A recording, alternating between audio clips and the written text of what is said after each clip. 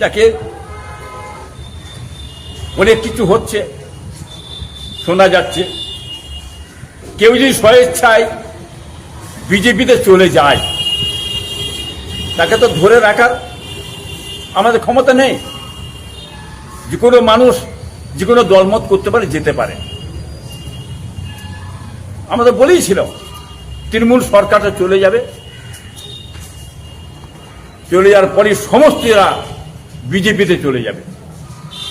অতএব তৃণমূল সরকার চলে গেছে, ছেড়ে সব বিজেপিতে ঢুকে গেছে। কেন ঢুকলো? কেস থেকে বাঁচার জন্যে। যা অর্থ ঝেড়েছে, কোটি কোটি টাকা সব দিয়ে বসে আছে, টাকা বাঁচাতে হবে। কি বুঝলেন? সব ছেড়ে বিজেপির মধ্যে ঢুকে গেছে। আর বাকি যেসব জেল খাটছে, ধরছে, নিয়ে যাচ্ছে, আন্ডা ছুঁড়ে মারছে, এরা চোরের খাতায় নাম তুলে ফেলেছে। চোর ছাড়া কিছু নেই। কি বুঝলেন? এদের ইজ্জত সম্মান বলে কিছু নেই। কুকুরের একটা ইজ্জত সম্মান আছে, তবে এইসব নেতাদের কোনো সম্মান নেই। হ্যাঁ, এরা যে নেতা হতো, মানুষ হতো, তাহলে ওই ফাঁদে পা দিবনি। কি বুঝলেন? অতএব আরো কিছু আপনারা দেখতে পাবেন।